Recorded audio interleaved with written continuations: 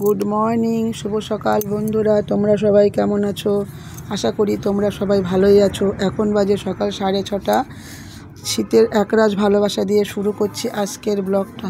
দেখো আমাদের গ্রামের সকালবেলা, শীতকালের ঠান্ডা আবহাওয়ায় একটা মানুষ রাস্তায় নেই। দু একজন রাস্তা দিয়ে যাচ্ছে যারা শীতের সকালে হাঁটতে বেরিয়েছে।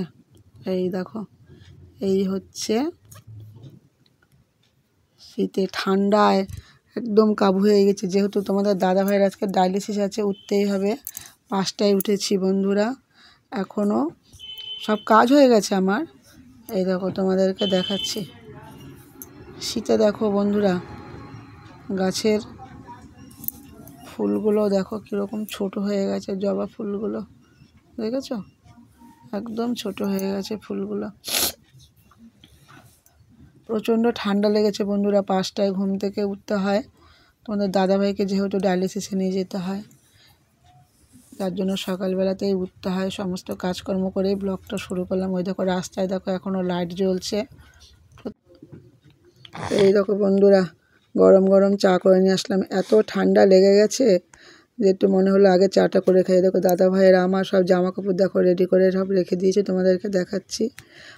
ছেলে শুয়ে আছে, ওই দেখো ছেলেকে ডাকছি গরম গরম চাটা খেয়ে নে, ওরও প্রচণ্ড ঠান্ডা লেগেছে। দেখো বন্ধুরা, ফুলটা দেখে মনে হচ্ছে না একদম রিয়েল সূর্যমুখী? খুব সুন্দর ফুলটা, কালারটাও দেখো কত সুন্দর, একদম রিয়েল মনে হচ্ছে। দেখো ছেলেকে কম্বলটা সরিয়ে দেখি, এবার ডাকি। তোমাদের দাদাভাইয়ের চরম শীত লেগেছে। দেখো তোমাদের দাদাভাই একদম রেডি হয়ে গেছে, এত ঠান্ডা লেগেছে নাক পুরো ঢেকে নিয়েছে। ছেলের দেখো অবস্থা, দেখেছো ছেলেকে? দেখো দেখো আমিও রেডি হয়ে নিয়েছি, সোয়েটার গায়ে দিয়ে নিয়েছি, মাথায় এটা পেঁচিয়ে নিয়েছি স্কার্ফটা। প্রচণ্ড ঠান্ডা। এইবারে দেখো কতগুলো ভেজা জামা কাপড় ছেলেকে বলে গেলাম এগুলো সব মেলে দিতে, যেহেতু আমি সারাদিন বাড়ি থাকবো না। ওকে বললাম। এই দেখো বন্ধুরা, ছেলেকে জোর করে তুলিয়ে দিলাম, বললাম উঠে তোর বাবাকে গিয়ে বাজারে দিয়ে আয়, অটো ধরতে হবে। ছেলে উঠতে চাইছিল না এই ঠান্ডায়। যাই হোক, ওই দেখো হাফ প্যান্ট পরা, বললাম ফুল প্যান্টটা পরে যা। বললাম আমি এসে আবার ব্ল্যাঙ্কেটে ঢুকবো। ওর বাবার অসুবিধা হয় দেখে সাইকেলের দুই পাশে দুটো ওই দেখো পাদানি লাগিয়ে নিয়েছে, দেখেছো? বাবার কষ্ট হয় দেখে।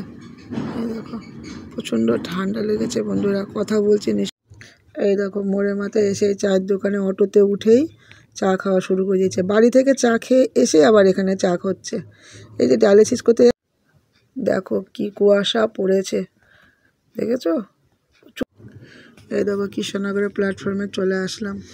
আমরা ভাবি আমরাই হয়তো এত সকালবেলা উঠে রাস্তায় বেরোই, স্টেশনে যাই। ওই দেখো বনগাঁ ট্রেন দাঁড়িয়ে আছে, 7:54 বনগাঁ থেকে যাবে ওই ট্রেনটা।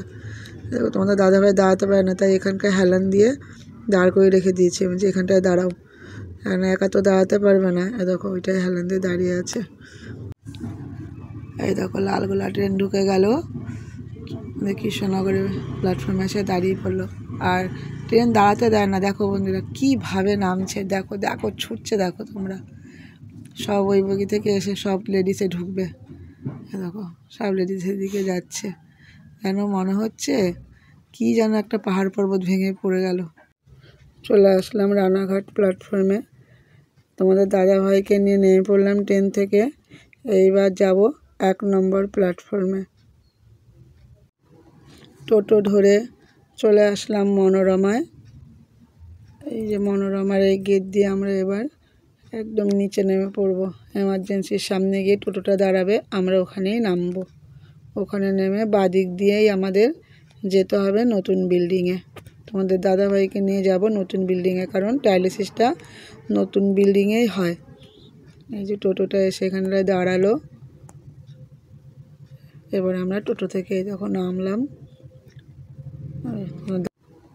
টোটো ধরে চলে আসলাম মনোরমায়। এই যে মনোরমার এই গেট দিয়ে আমরা এবার একদম নিচে নেমে পড়ব। এমার্জেন্সির সামনে গিয়ে টোটোটা দাঁড়াবে, আমরা ওখানেই নামবো।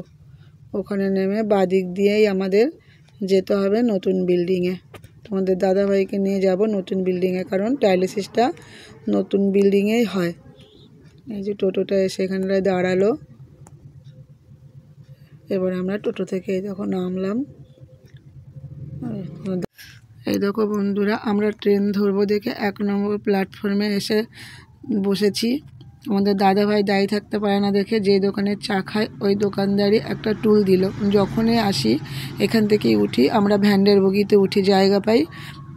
তোমাদের দাদাভাইকে একটা এই দেখো, তোমাদের দাদাকে নিয়ে উঠে পড়লাম ভ্যান্ডের বগিতে। কেননা ভ্যান্ডের বগিতে উঠলে এদের মন মানসিকতা এত ভালো, এরা কোনো অসুস্থ লোক দেখলে বা কোনো মেয়ে ছেলে দেখলে সঙ্গে সঙ্গে বসতে দেয়। কিন্তু অন্য কামরায় গেলে সেই জায়গাটা পাওয়াই যায় না, দাঁড়িয়ে দাঁড়িয়ে আসতে হয়। আর ডায়ালিসিস করে দাঁড়িয়ে আসতে যে কত কষ্ট। 3 নম্বরে এসে ট্রেনটা দাঁড়ালো, তোমাদের দাদাভাইকে নিয়ে নেমে পড়লাম। আজকের মতন এখানেই ট্রেন জার্নিটা শেষ হলো। তোমাদের দাদাভাইকে নিয়ে এবার প্ল্যাটফর্ম থেকে চলে যাব 1 নম্বর প্ল্যাটফর্মে। ওখানে গিয়ে ধরবো অটো ধরে সোজা বাড়ির পথে রওনা দেবো। দেখো দাদাভাইকে নিয়ে কৃষ্ণনগর অটো স্ট্যান্ডে থেকে উঠে পড়লাম অটোতে। পিছনে বসে ঝুলতে ঝুলতে আসছি তোমাদের দাদাভাইয়ের সামনে। তোমরা শুধু দেখো, আমার সামনে যে মেয়েটা বসে আছে মোবাইল নিয়ে, ওই দেখো চুমু খাচ্ছে, দেখতে পাচ্ছ? এই দেখো, অবশেষে পৌঁছে গেলাম নিজের গন্তব্যস্থলে। অটো থেকে নেমে পড়লাম আমাদের দাদাভাইকে নিয়ে। এইবার ছেলেকে ফোন করে নিয়েছি, ছেলে আসছে ওর বাবাকে নিয়ে যেতে। এখান থেকে সাইকেলে করে নিয়ে যাবে। ওই ভ্যানটার কাছে গিয়ে তোমার দাদাভাইকে হেলান দিয়ে ওইখানটায় দাঁড় করাবো। ছেলে নিতে এসছে তোমাদের দাদাভাইকে।